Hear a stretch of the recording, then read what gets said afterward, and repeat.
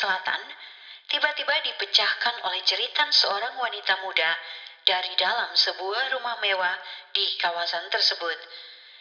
Dia adalah istri pemilik rumah yang baru saja selesai memotong rumput dan menemukan suaminya tergeletak tak berdaya di bawah tangga rumahnya. Dia berusaha membalikan tubuh suaminya untuk memberikan pertolongan pertama, namun gagal karena badan suaminya terlalu berat. Dengan kepanikan, dia berlari keluar dan menghentikan seorang pengendara motor untuk memanggil nomor darurat 911. Hari itu, 21 Juli 2018. Menanggapi laporan tersebut, petugas medis dan petugas kepolisian dari York County bergerak cepat dan dalam waktu yang singkat tiba di tempat kejadian. Di sana mereka menemukan Stephen Clayton, atau yang biasa dipanggil Steve, yang berusia 64 tahun, terbaring tidak berdaya di dasar tangga rumahnya. Petugas medis berusaha semampu mereka untuk menyadarkannya. Namun sayangnya, urat nadi Steve telah berhenti berdenyut beberapa waktu sebelum petugas tiba.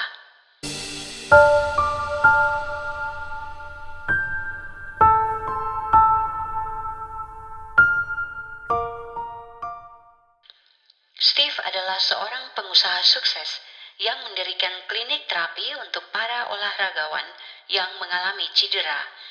Dengan kesuksesannya, pria yang suka bermain golf ini akhirnya bisa menikmati masa pensiun awalnya yang menyenangkan. Setelah gagal dalam pernikahan sebelumnya, Steve kemudian menikahi seorang perawat di tahun 2013 yang dia jumpai lewat sebuah biro jodoh. Dia menikahi Lana, demikian nama wanita itu, karena tertarik dan jatuh cinta dengan keramahan dan kepeduliannya. Atas permintaan istrinya, Steve lalu membeli sebuah rumah di Lake Willie di Carolina Selatan yang merupakan sebuah tempat yang sangat indah. Namun sayangnya di usia pernikahan mereka yang baru berjalan 5 tahun, Steve pergi untuk selama-lamanya. Salah seorang keponakan Steve yang bernama Nick French, begitu mendengar tentang kejadian yang menimpa pamannya, langsung menuju ke rumah kediaman pamannya tersebut. Naluri Nick yang merupakan anggota kepolisian itu merasakan ada yang janggal dari sikap Lana, karena sebagai seorang perawat berpengalaman, bagaimana mungkin dia gagal dalam memberikan pertolongan pertama kepada Steve. Lana juga tidak segera menelpon nomor darurat 911, namun malah berlari keluar sejauh kurang lebih 200 meter untuk meminta bantuan orang di jalan dan tetangganya. Nick lalu mengecek kantong celana Steve untuk mengambil handphone pamannya, namun handphone tersebut tidak dia temukan. Nick kemudian menghubungi saudara perempuan Steve, Rosie, dan semua anggota keluarganya, dan memberitahukan tentang kondisi Steve saat itu. Menurut Rosie, selama 3 hari berturut-turut, dia telah berusaha menghubungi kakaknya, namun selalu gagal. Dia berpikir mungkin Steve sedang sibuk. Kejanggalan makin nyata saat Nick melihat di tempat tidur Steve terdapat genangan air seni yang menandakan bahwa Steve sebelum kepergiannya benar-benar dalam kondisi yang sangat prihatin dan tidak mendapat perawatan yang baik. Pertanyaannya, mengapa Steve tidak mengontak keluarga atau para medis untuk datang melihatnya? Handphonenya juga tidak bisa ditemukan, padahal menurut keponakannya, Steve tidak pernah jauh dari benda tersebut. Lana mengatakan bahwa Steve memang telah terbaring sakit selama 3 hari di tempat tidur dan menolak untuk menghubungi dokter. Keluarga Steve semakin yakin bahwa ada yang tidak beres dengan kematian Steve, saat Lana juga mengatakan bahwa Steve sama sekali tidak meninggalkan surat warisan. Sedangkan pada masa hidupnya, Steve telah memberitahukan keluarganya, termasuk kepada 2 keponakannya, yaitu Nick dan Chris, bahwa mereka akan mendapatkan bagian dari warisannya ketika dia sudah tidak ada lagi. Menurut Chris, sehari setelah kepergian Steve, dia menelpon Lana untuk membantu mencarikan surat wasiat yang ditulis Steve. Namun Lana dengan tegas mengatakan, "Jangan datang ke tempat ini. Rumah ini milikku dan dia suamiku. Saya akan menangani semuanya." Lalu dengan kasar mematikan telepon. Setelah kejadian tersebut, kedua keponakan itu mulai mencurigai Lana yang mungkin menyembunyikan sesuatu. Dengan pengalamannya sebagai seorang polisi, Nick pun mulai melakukan penyelidikan rahasia tanpa seorang pun mengetahuinya. Keluarga Steve lalu meminta agar tubuh Steve diotopsi, namun Lana dengan tegas menolaknya dan meminta agar tubuh Steve segera dikremasi. Dia beralasan bahwa kepergian Steve sudah jelas adalah karena serangan jantung, dan lagi dia tidak ingin orang mengetahui kalau Steve sering mengkonsumsi obat terlarang. Pernyataan Lana ini lagi-lagi dimentahkan oleh kedua keponakannya yang selalu dekat dengan Steve. Mereka mengatakan paman mereka tidak memiliki kebiasaan buruk seperti yang dijelaskan Lana.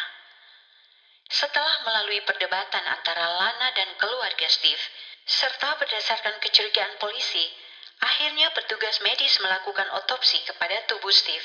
Dan pada pertengahan Agustus, hasilnya mengungkapkan bahwa Steve mengalami pembesaran di jantung, penyakit kantung empedu, dan paru-paru yang terisi cairan.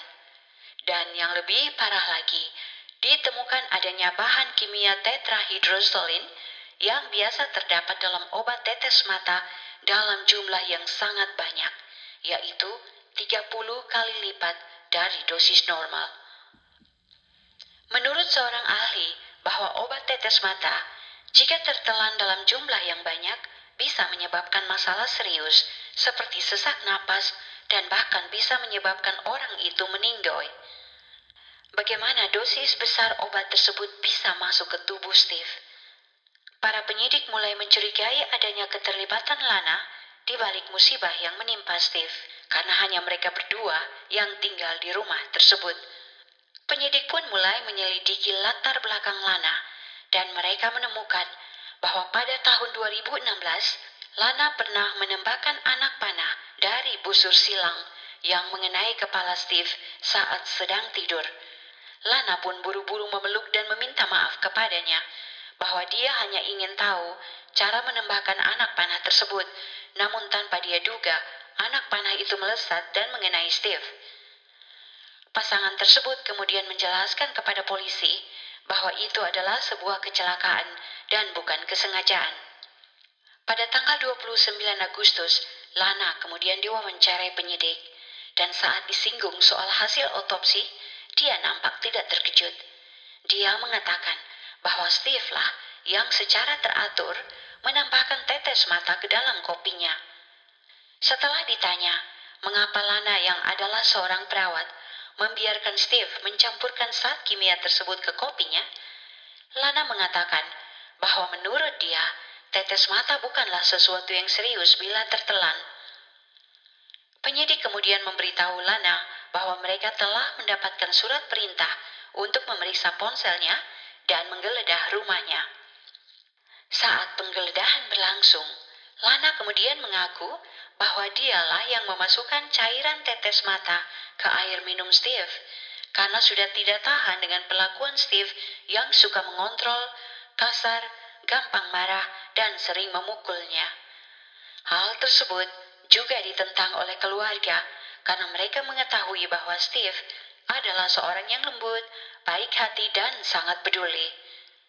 Lana mengakui di tahun 2016 saat Steve sedang tidur, dia menembakkan busur silang ke kepala Steve, dan hal itu semata-mata dilakukan untuk melindungi dirinya sendiri.